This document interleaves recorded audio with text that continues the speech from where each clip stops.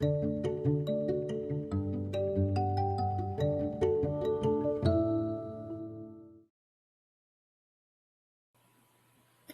everyone, and welcome. Thank you for joining us for this session of Spokane Public Schools Keeps Learning series for literacy. Today's session is for fourth grade students and any child that would like to join us. My name is Jennifer Carnahan, and I am an instructional coach at Whitman Elementary. I will be your teacher for today's lesson. Previous lessons, they are available on the KSPS website. You can tune into today's lesson even if you haven't seen any of our others. Today, we will be learning about how we can use multiple texts on the same topic to create an opinion paragraph. We will be using notes on our inferences from this fiction text called The World According to Humphrey. I have adapted this text to make sure that it fits our lesson. For today's lesson, you will need 2 pieces of notebook paper. If you have your notes from lesson 1 this week, that would be helpful, and you will also need a writing tool. I will give you a moment to gather your supplies.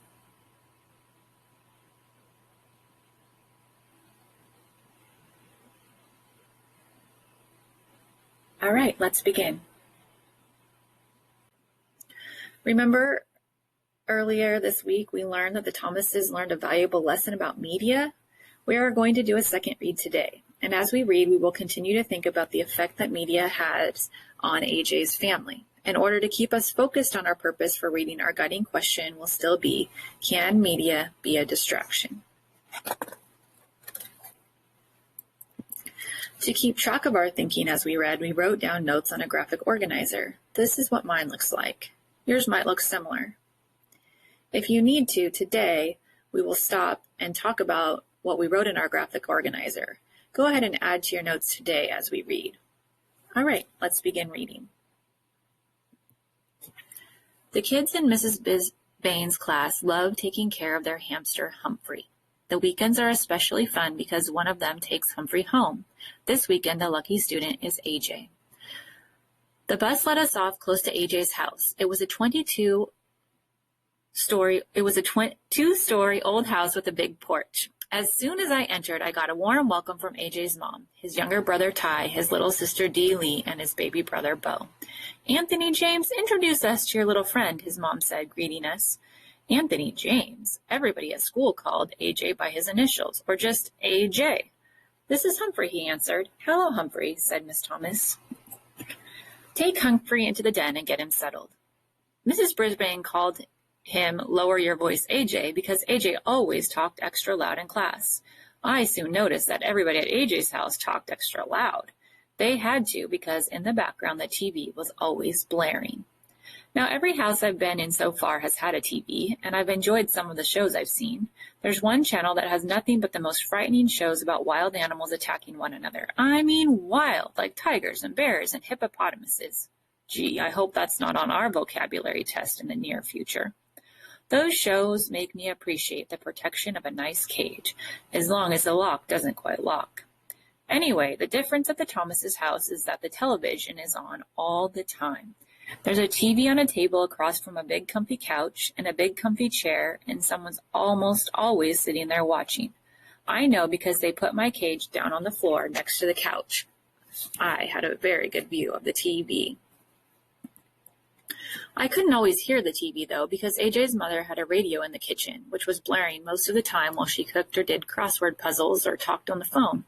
No matter what she did, the radio was always on. When AJ's dad came home from work, he plopped down on the couch and watched TV while he played with the baby. Then AJ and Ty plugged in some video games and played while Dad watched.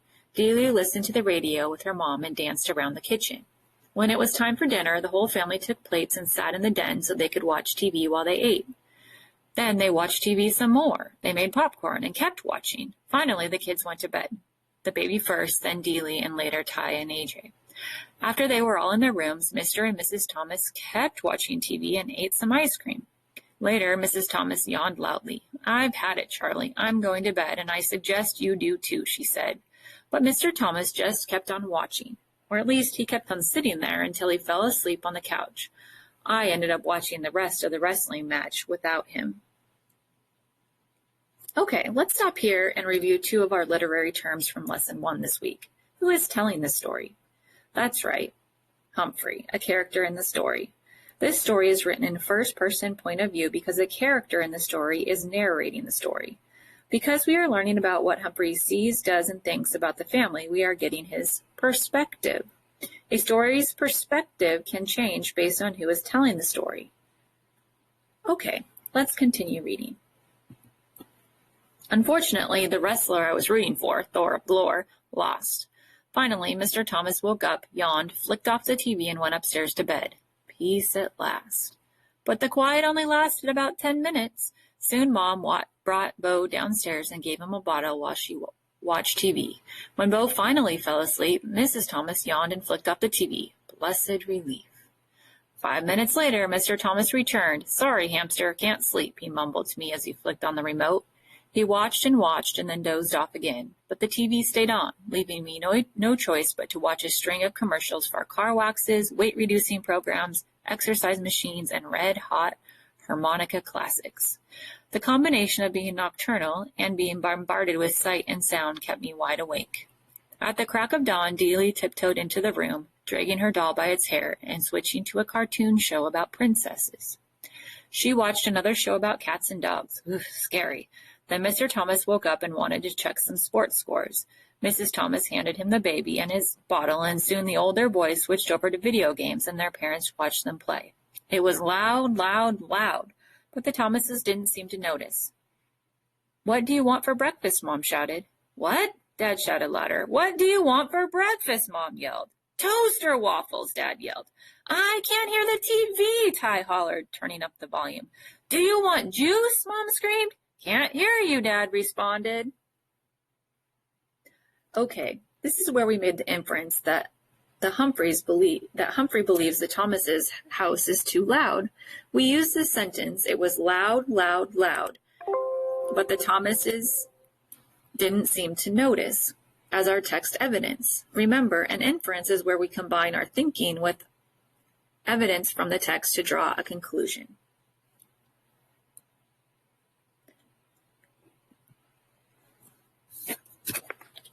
And so it went. With each new question, the sound on the TV would be turned up higher and higher until it was positively deafening. Then Mom switched on her radio. The Thomases were a perfectly nice family, but I could tell it was going to be a very long and noisy weekend unless I came up with a plan.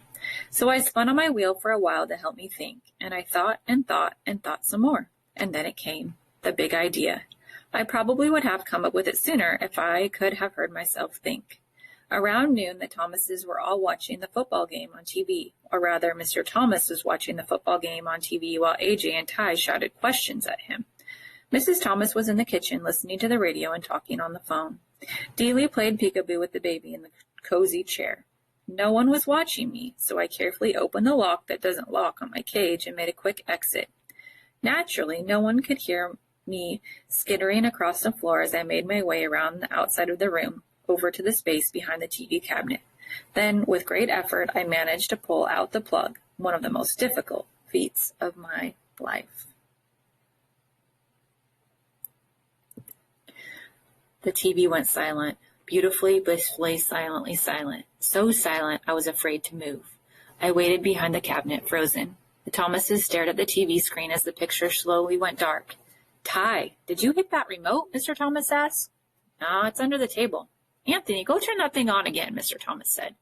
AJ jumped up and hit the power button on the TV. Nothing happened. It's broken, he exclaimed. Mrs. Thomas rushed in from the kitchen. What happened? Mr. Thomas explained that the TV had gone off, and they discussed how old it was. 5 years. Whether it had a guarantee, no one knew. And if Mr. Thomas could fix it, he couldn't. Everything was fine, and it just went off, just like that. I guess we better take it in to get fixed, Mr. Thomas said. How long will it take? Dealey asked in a whiny voice. I don't know, her dad replied. How much will it cost? Mrs. Thomas asked. Oh, yeah, her husband said. I forgot. We're a little low on funds right now. The baby began to cry. I thought the rest of the family might start crying too. Well, I get paid next Friday, Dad said. AJ jumped up and waved his hands. That's a whole week away. I'm going to Grandma's house. Her TV works, said Ty. Me too, Dealey chimed in. Grandma's got her bridge club over there tonight, Mom said. I know, said Dad. Let's go to a movie. Do you know how much it costs to go to a movie? Mom asked. Besides, we can't take the baby. They whined and bickered for quite a while. They got so loud I managed to scamper back to my cage unnoticed. Then I guess I dozed off. Remember, I had hardly had a wink of sleep since I'd arrived. The bickering was a nice, soothing background after all that racket. I was only half asleep when the squabbling changed. But there's nothing to do, Dealey whined. Her father chuckled. Nothing to do, girl? My brothers and I used to spend weekends at my grandma's house, and she never had a TV. Wouldn't allow it. What did you do? AJ asked. Oh, we were busy every minute, he recalled. We played cards and board games and word games, and we dug in her garden and played tag. He chuckled again. A lot of times we just sat on the porch and talked. My grandma, she could talk. What'd you talk about? Ty wondered. Oh, she'd tell us stories about her growing up, about funny things, like the time her uncle was walking in his sleep and went to church in his pajamas. Mrs. Thomas gasped. Oh, go on now, Charlie. I'm just telling you what she told us. He woke up in the middle of the service, looked down, and there he was, in his blue and white striped pajamas.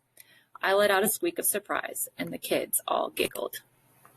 Then Mrs. Thomas told a story about a girl in her class who came to school in her slippers by accident one day. Yes, the fuzzy kind, she explained with a big smile. They talked, and Dad got out some cards, and they played a game called Crazy Eights and another one called Pig, where they put their fingers on their noses and laughed like hyenas. When Bo fussed, they took turns jiggling him on their knees. After a while, Mrs. Thomas gasped, Goodness sakes, it's an hour past your bedtimes. The children all groaned and asked if they could play cards. Tomorrow, and in a few minutes, all the Thomases had gone to bed, and it was quiet, quiet, quiet, for the first time since I'd arrived. Early in the morning, Ty, Dealey, and AJ raced downstairs and played Crazy Eights. Later, they ran outside and threw a football around the yard. Okay, this was our second entry into our notes. Remember, we inferred that Humphrey's perspective was that the Thomas family was happier without the TV. They were playing games and laughed like hyenas. If you don't have this in your notes, you may add this entry to your notes for your inference and text evidence. Nobody mentioned the TV, and nobody shot any rubber bands. Later in the afternoon, the kids were all asleep playing football.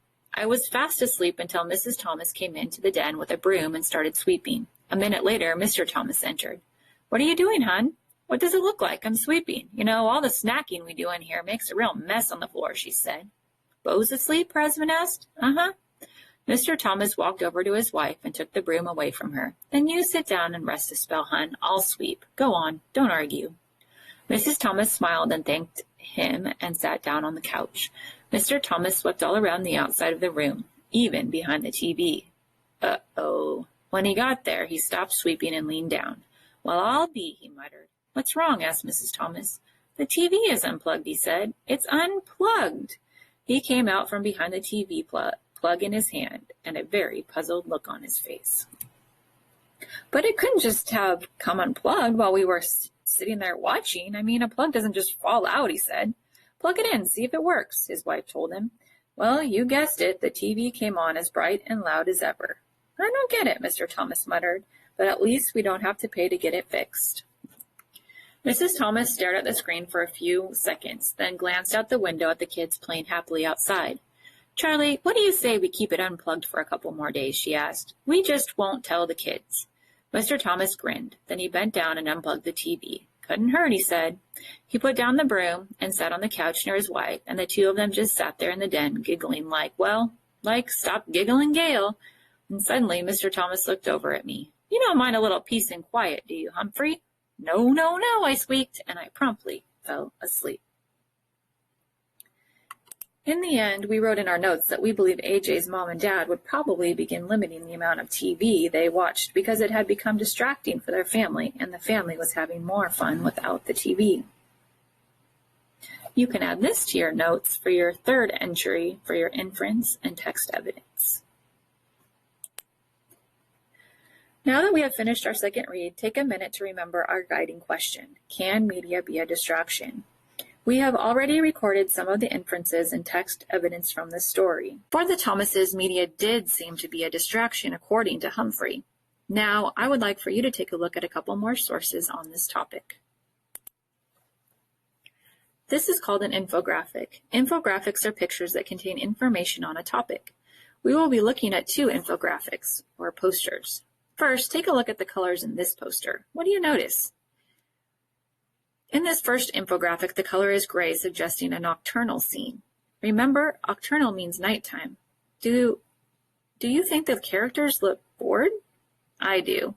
You can also see the zigzagged lines that might make us think that the TV is blaring. Even though the TV is loud, the boy still looks bored and unhappy. Now let's compare this to the second poster. There is much more color in this poster. What do you notice about the activities that are going on in the poster? The heading says, TV off, life on. What do you think the poster's perspective is? I'm thinking the author's perspective is that games and activities are better than TV. Would you agree? Look at the smiles on all of the characters' faces. They look happy. Even though we are not reading words on this poster, we can still read the poster. Even posters can have perspective. When we read the images, we make inferences about the author's message. These posters want to influence you. They want you to turn off the TV and find something else to do. Let's take a moment to add our thinking to our. I am going to write, you will not be bored if you turn off the TV and do other activities. This is the perspective that I believe the poster is giving us. And my inference is that the kids doing activities have smiles on their faces. Because the poster does not have paragraphs, I will cite my source as poster 2. Now that we have plenty of information from our sources, it is time to write about our learning. Today, you will be writing a response to reading paragraph to turn into your teacher. We will be writing a response to our guiding question, can media be distracting? To start, write on a new piece of notebook paper the topic sentence as I have written it here.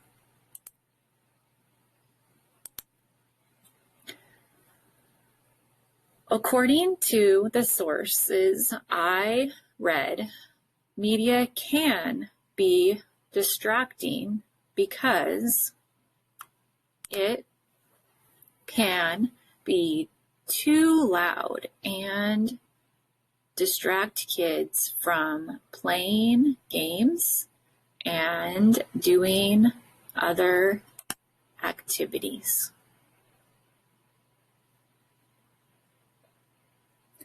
Now skip 7 lines and write the concluding sentence that I'm going to give you, just like this. The authors of these sources wanted to show us that media can be distracting because it can distract us from doing other fun activities. Now, let's add the transitions.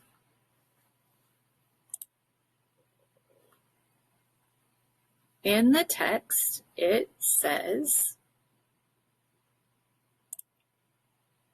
also in the first poster, and this shows that. These sentences will help you get started with your own sentences. Use the information from your notes to help you. When you are finished, reread your paragraph and make sure that it all makes sense. I have enjoyed learning about perspective and infographics and opinion writing with you today. Thank you for joining me as you keep learning from home. I look forward to seeing you again for our next lesson on KSPS.